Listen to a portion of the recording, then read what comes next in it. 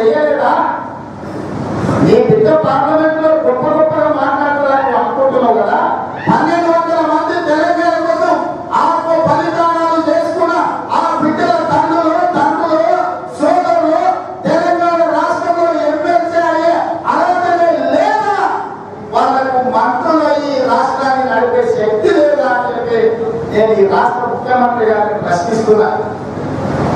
ఇవాళ ఈనాటి వరకు మొట్టమొదటి శాసనసభలో ఈ రాష్ట్ర ముఖ్యమంత్రి గారు 1200 మంది విద్యార్థులు ఆత్మ బలిదానాలు చేసుకున్నారు. మొదటి ఉద్యమంలో 369 మంది ఆత్మ బలిదానాలు చేసుకున్నారు. మొత్తం 1569 మందికి ప్రతి కుటుంబానికి 10 లక్షల రూపాయలు ఇస్తా, ఇంటికి ఒక ఉద్యోగం ఇస్తా, 5 ఎకరాల భూమి ఇస్తా, డబ్బులు పెట్టుకుంటూ ఇల్లు ఇస్తా అని తీర్మానం చేశారు.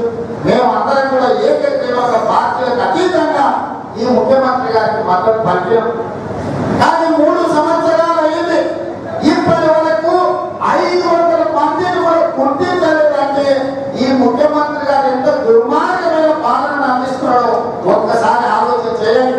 ఈ 500 మంది కూడా 10 లక్షల రూపాయలు ఇచ్చింది తప్ప ఉద్యోగం ఇయ్యలే, డబ్బులు పెట్టడం ఇయ్యలే, 5 ఎకరాల భూమి ఇయ్యలేదంటే ఈ రాష్ట్రంలో ఇప్పటికీ ఈ 3 సంవత్సరాల 5 లక్షల కోట్ల రూపాయల బడ్జెట్ ఖర్చు అయింది. 1,50,000 కోట్ల రూపాయల అప్పు తెచ్చాడు. 3 ఏళ్ల 6,50,000 కోట్ల రూపాయలు ఖర్చు అయితే కనీసం అమరవీరుల కుటుంబానికి ఎవరికి కూడా డబ్బు పెట్టి ఇల్లు కట్టించలేదంటే ఈ రాష్ట్ర